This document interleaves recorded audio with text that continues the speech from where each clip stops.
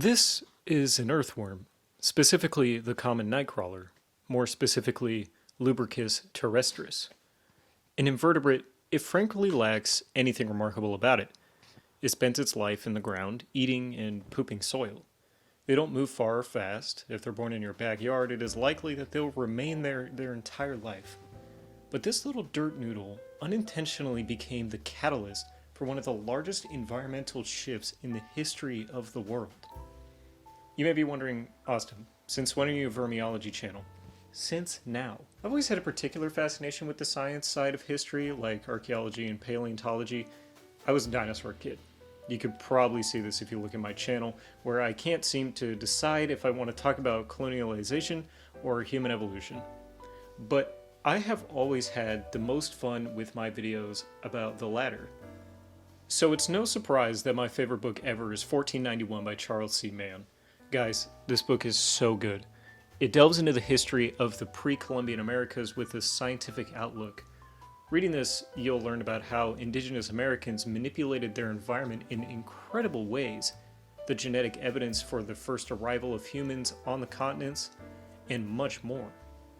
Seriously, if you want to learn anything about indigenous Americans, this is required reading. So, when a while ago I found out there was a sequel called 1493, I was ecstatic. I bought it, and it sat on my shelf for a year. That's just how it goes, I guess. So when I recently picked it up and started reading it, it's just as good, if not better, than 1491. This book takes the opposite approach to its predecessor, talking about the biological, societal, and environmental effects of the Columbian Exchange, as Charles Mann put it, the new world that Columbus created. This book put me on a fascinating path that I would love to share with you all.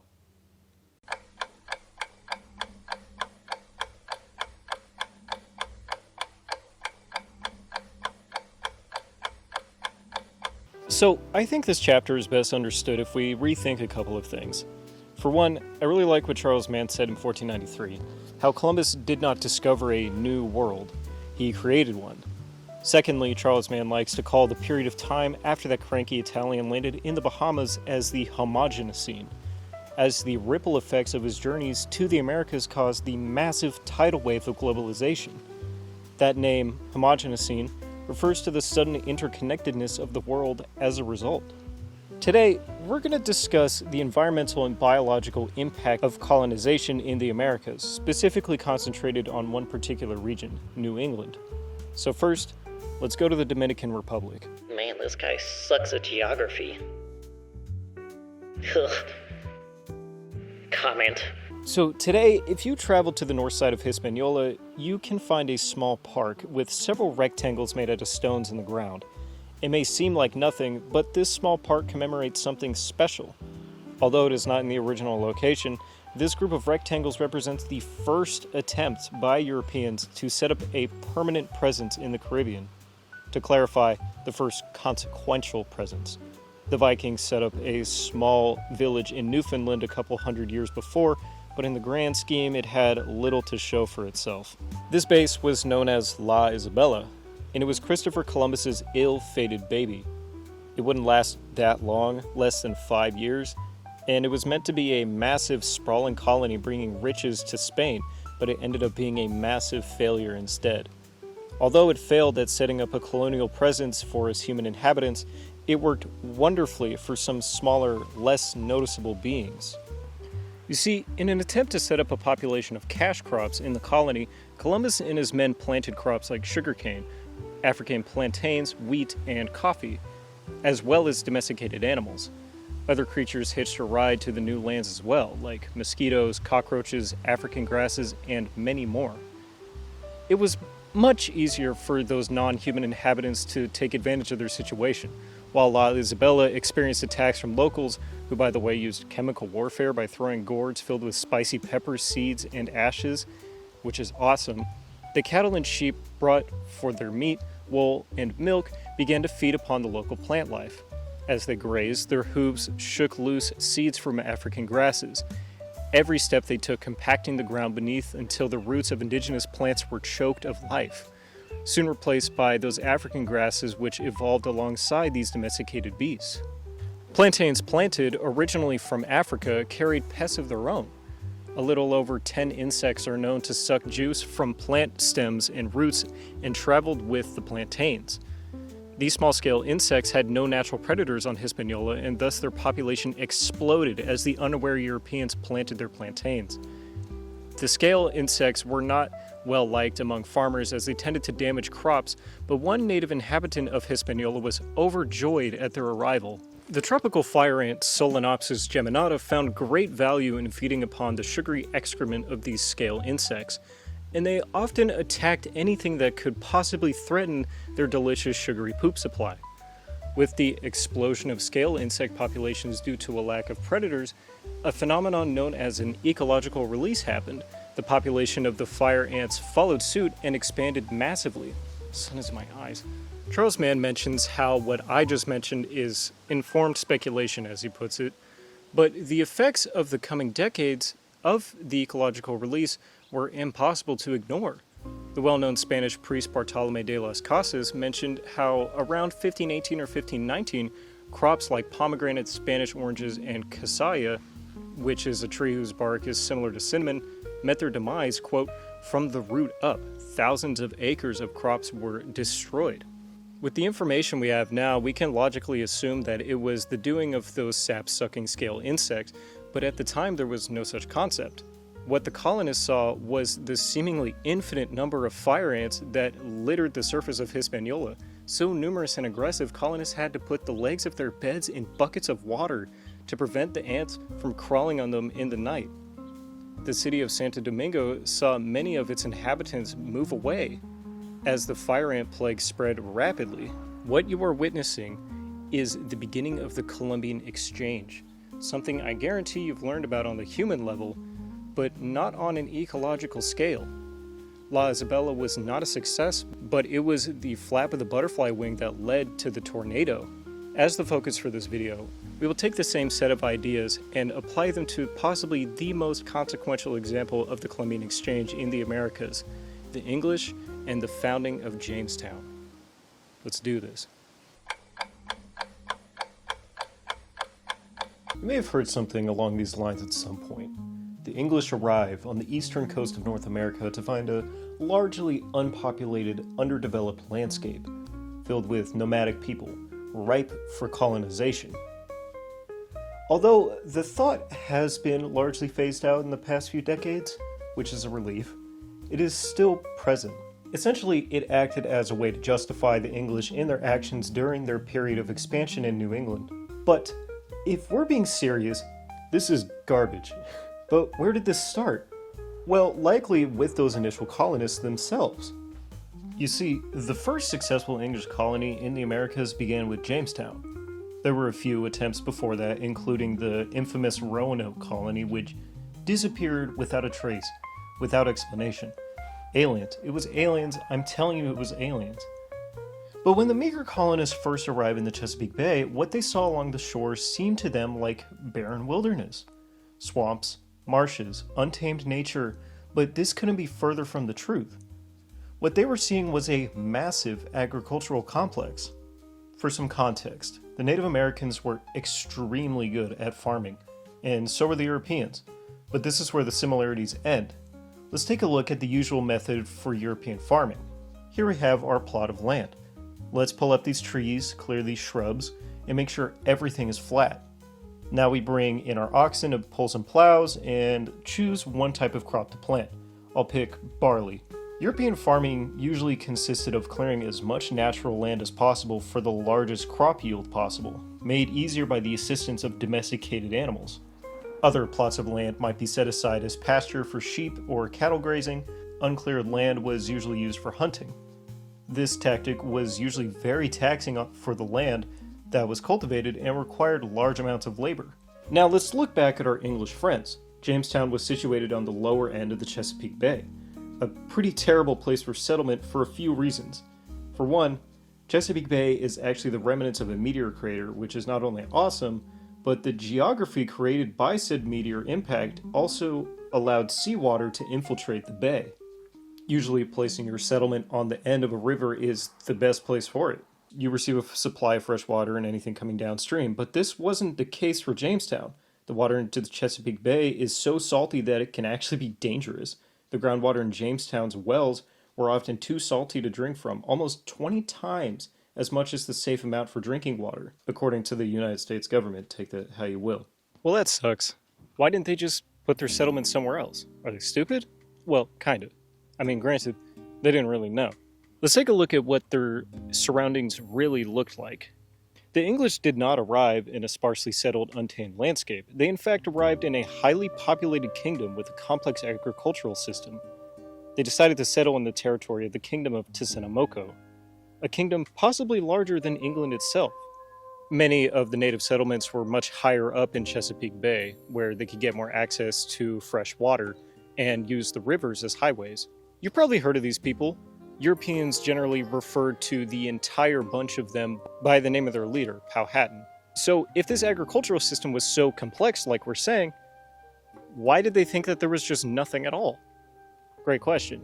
It's because the natives' agricultural system was actually kind of the exact opposite of Europeans.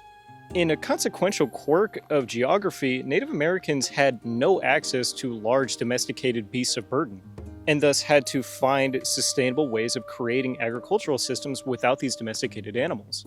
To our knowledge, humanity has domesticated 25 mammals, maybe a dozen birds, and maybe a lizard in our time on Earth. Only 6 of those listed animals were in the Americas. Native Americans did have dogs, some used for practical things like pulling sleds in the north, and some used for eating like in the Andes. I mean, hey, you gotta make do. The peoples in the Andes had llamas, alpacas, guinea pigs, which they used for carrying stuff around and eating, usually. Sorry, Pickle. There was the turkey and the Muscovy duck, also for food, and possibly the iguana in Mexico, which is very interesting. But importantly, what they lacked was beasts of burden. What I mean by that is very large animals like cattle or oxen that can drag a plow, that can graze an entire field. They lacked that completely. The natives had to rely on people instead.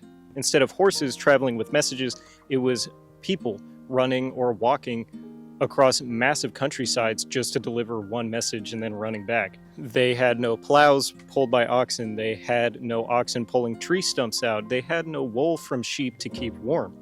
But that didn't deter them from coming up with their own creative ways of solving these problems.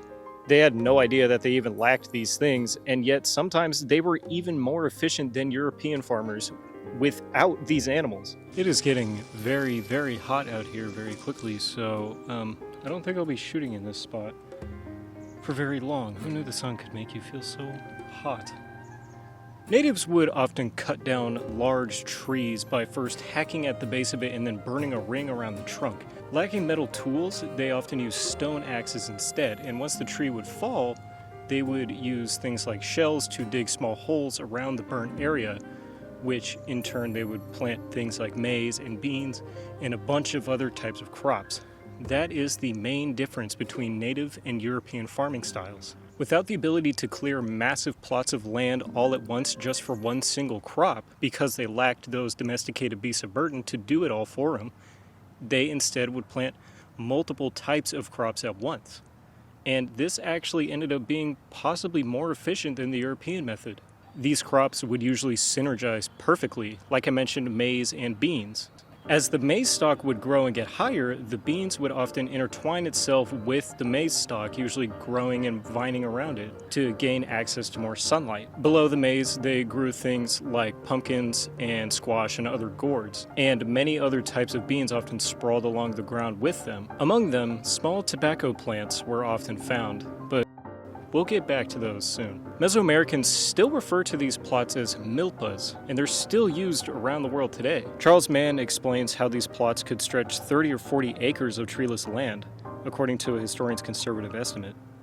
The infamous John Smith of Disney's Pocahontas fame saw single-family plots covering as much as 200 acres. They would also occasionally plant this weird kind of exotic plant called the Ausentine Patreon. I don't really know, it's kind of a weird name, but usually they would subscribe to it to help him pay for his college fund. I don't know. I'm not sure what they use that for. So without the need to keep domesticated animals in or out, The natives saw no use for things like fences, which is something that Europeans saw as a hallmark of civilization. And said lack of fences signaled to the Europeans that the natives didn't actually own their land. To the natives, fallowed land, or land that was used and is now taking time to regenerate itself, was also useful.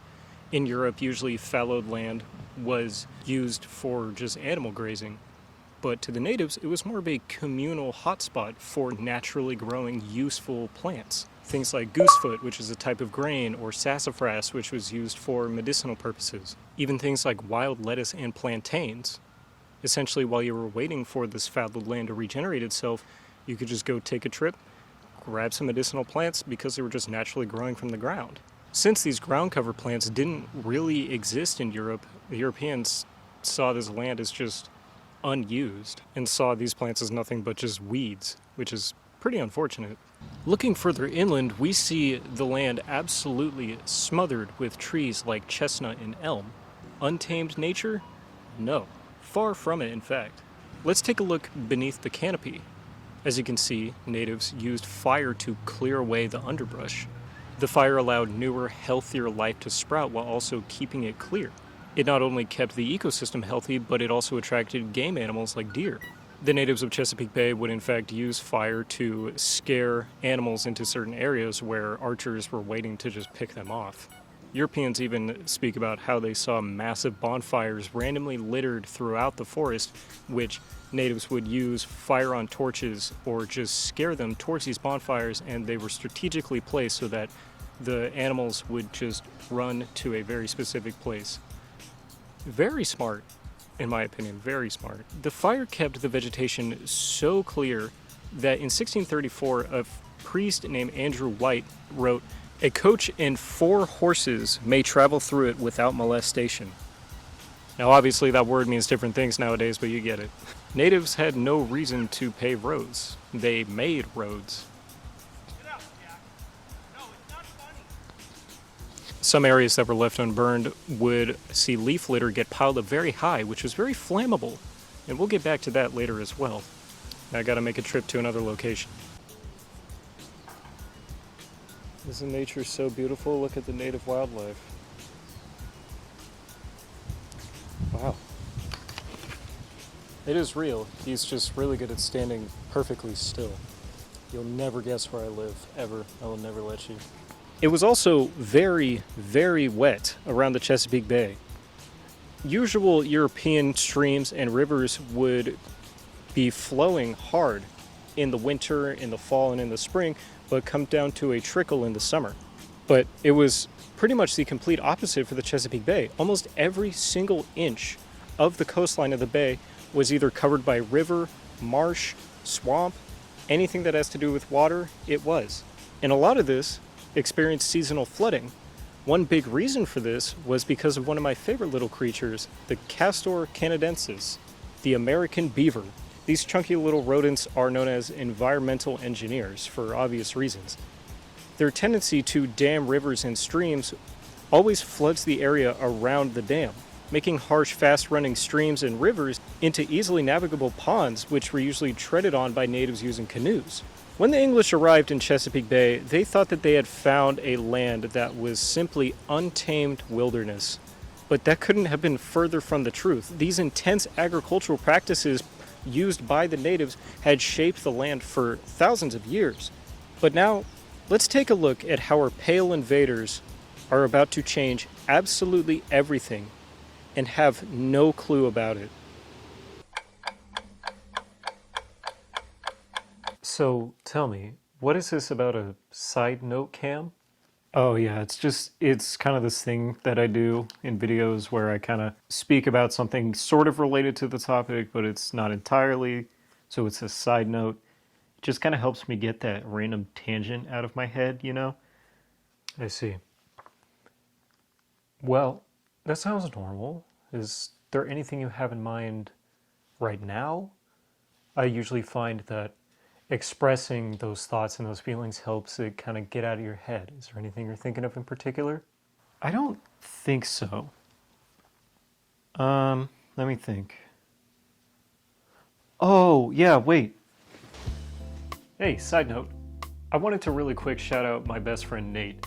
He made the logo for this channel, and he also makes my merch, and he's a fantastic artist who absolutely deserves way more recognition.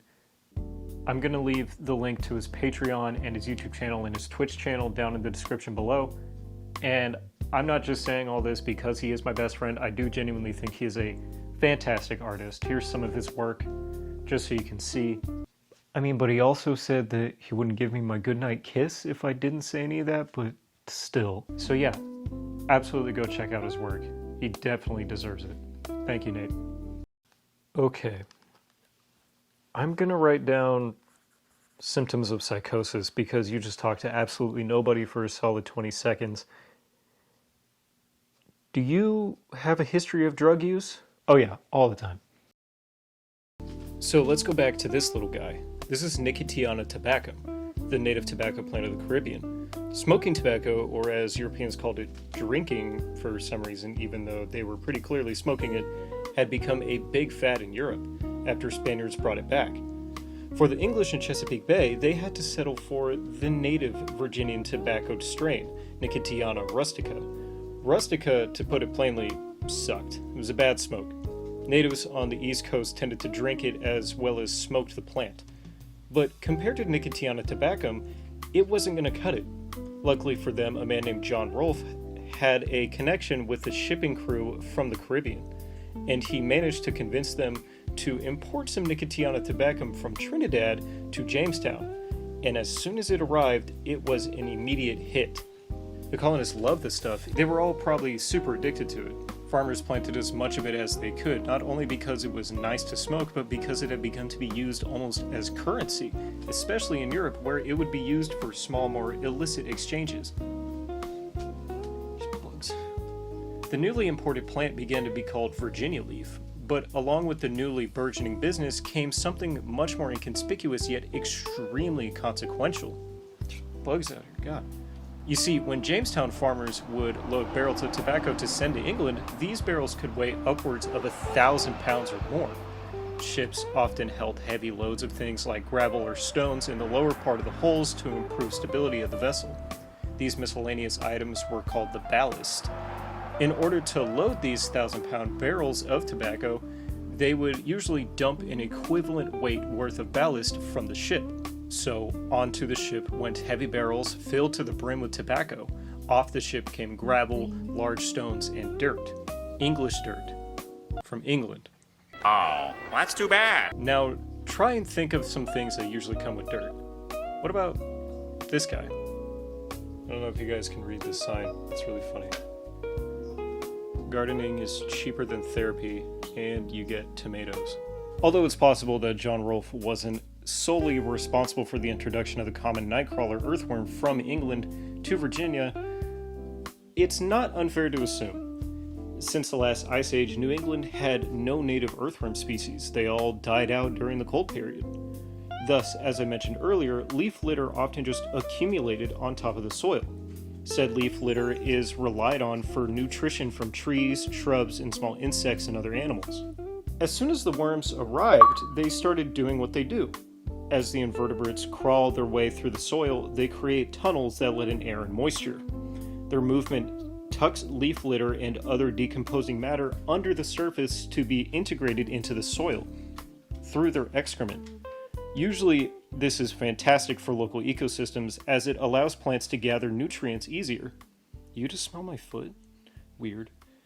But the plants of New England had evolved to gather their nutrients from the leaf litter on the surface. But when all that litter and decomposing matter, usually used for food, is tucked under the surface, the plants can't find it, and many plants die easily. Small tree seedlings die off as well. Leaf litter tends to keep moisture under itself and keeps the surface cool and moist. With that litter gone, native plants, small critters, and insects no longer have sustainable food, and the moisture locked up under the now non-existent litter evaporates, drying out the surface soil. As a result, the forest became much more open and dry. We still to this day do not know what the ultimate consequences in the introduction of earthworms to New England, but it was immediately bad news for the local ecosystems, and nobody had any idea. However, earthworms were not the only coal in the English kiln. Let's make our way to a Jamestown farm, where we find some crops flowering. Here we find the small European honeybee, initially introduced not for their pollination but for their honey in 1622, along with other exotic beings like silkworms and grapevines. Typically, native bee and flowering plant species that have evolved alongside each other have adapted to prefer each other. This includes other pollinator species as well, but this adaptation makes native bee species have certain preferences for what flowers they choose to get nectar from and as a result pollinate. This, however, is a European honeybee. You've probably seen it before, as it is probably one of the most invasive species out there, but it now occupies a bit of a unique spot. First, let's go into what makes them so successful as an invasive species. Unlike most native bee species who have preferences, European honeybees are a little more promiscuous. They will pollinate pretty much anything that has a flower, and fast. This is almost always a problem for native bee species who quickly get outcompeted by the European bee. This is exactly what began happening when Europeans arrived with them in Virginia. The European bees began to take over, and with their success came successful plantations for Europeans who, without the bees' help, probably would have had a little less success agriculturally and thus economically. And I guess you do need to eat too. Second to why they're in a unique spot, these bees are so good at being invasive that they have replaced a significant number of native bee species all around the world. It has gotten to the point where we have no choice but to avoid exterminating them in places where they are invasive, as they are the only bee around. Rather, we need to work on controlling their populations. But their massive agricultural use for pollination and honey makes me doubt that will ever happen. It's more of an economic thing at the end of the day. European honeybees, by outcompeting native species, caused many native plant species who had specialized to have a symbiotic relationship with said native bees began to die out, while European species flourished. Such a common sight they became that indigenous people started referring to them as English flies. In fact, their arrival in a given area was a sign of encroaching European settlement. The French-American writer Jean de Cravesseur said in 1782 that the first sight of a European honeybee, quote, spread sadness and consternation in all minds. As the earthworms recycled the leaf litter, making the soil drier, the cattle and pigs compacted and dug up the ground, killing young saplings and native grasses, and the European honeybee pollinating the many new European plants, the coast of New England was changing rapidly. For the European colonizers, the world was becoming more familiar, more like Europe, but for the indigenous peoples, the Powhatan in particular, the world was becoming more and more alien. It must have been tragic to witness. That is, if they survived long enough to see it. European diseases were an absolute scourge on indigenous peoples as soon as Europeans stepped foot on American soil. With no acquired immunity to many deadly diseases such as the bubonic plague, smallpox, and especially malaria, indigenous populations tended to plummet as soon as a new disease was introduced. We all know that. Without the help of smallpox, Cortez and his army of Tlaxcaltecan allies likely wouldn't have been able to topple the Triple Alliance. In terms of assistance gained from disease, Europeans were unfathomably lucky. On the coast of New England, malaria was especially prevalent, even among the colonizer population. Typically, when new batches of colonizers would arrive, they would most likely have to undergo a round of malaria to gain an acquired immunity. Gaining that immunity meant you were now, quote, seasoned, hence the name of the chapter. The indigenous people of New England were not so fortunate. Malaria and other diseases, as well as European aggression, caused countless deaths. I'll go more into malaria in another video because it's just insane, but for now, I'll go into the massive consequences of its introduction into New England. So, before the arrival of Europeans into North America, regular burning by indigenous peoples kept many large areas clear and free of vegetation. These areas were home to massive settlements, homing hundreds of thousands of people. But the introduction of easily spreadable diseases like malaria swept through this land like a tidal wave. Suddenly, there was no one to burn the vegetation and maintain the landscape, and nature took over once again. By 1650, our map now looks like this. Massive areas once cleared with fire have sprung back up to their former glory. This may be one of the most consequential events in human history. Why? Well, let's go back to some 5th grade science really quick. Trees and plants take in carbon dioxide and breathe out oxygen. Carbon dioxide is called a greenhouse chemical, as when it is in the atmosphere, it works to keep heat in. This is called the greenhouse effect. We all know that. So what happens when an area that was cleared of large amounts of vegetation for centuries is suddenly repopulated with said vegetation? Well, it's going to start taking in that carbon dioxide from the atmosphere. This repopulation of plants was so massive, almost the entire east coast of North America, as well as the Amazon, the Andes, and Mesoamerica as a result of European actions and disease, that it dropped global temperature everywhere. I will say, this is one of a possible many reasons why global temperatures dropped at this time, among them a cooling Atlantic current, more volcanic eruptions, and less solar activity, but this to me at least seems like a big one. The effect was so massive that it started a 3-century cold snap known as the Little Ice Age. This was a pretty big deal. Although scientists are still trying to get the numbers right, it seems like in the northern hemisphere, temperatures dropped as much as 1 to 3.7 degrees Fahrenheit, which might not seem like much, but it was enough to cause large freezing events in parts of Europe, growing glaciers, and unstable weather patterns. The growing glaciers were actually such a problem that populations near them sometimes had to evacuate because the glacier near them was advancing so rapidly that it took over their settlement. The summer of 1816 was so cold, in fact, that 1816 is now referred to as the year without a summer. The Little Ice Age was mostly confined to the northern hemisphere, and the effects were felt most in Europe, who had rising famine rates as the colder climate made agriculture more difficult.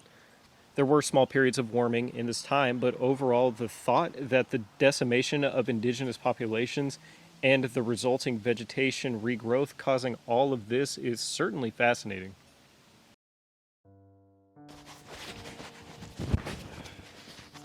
To the European colonizers living on the banks of the Chesapeake Bay, their initial environment was extremely hostile, and they had little success. But over time, with the unintentional and intentional introduction of invasive species, their surroundings started looking more and more like home. Invaders in Jamestown would have had zero long-lasting success.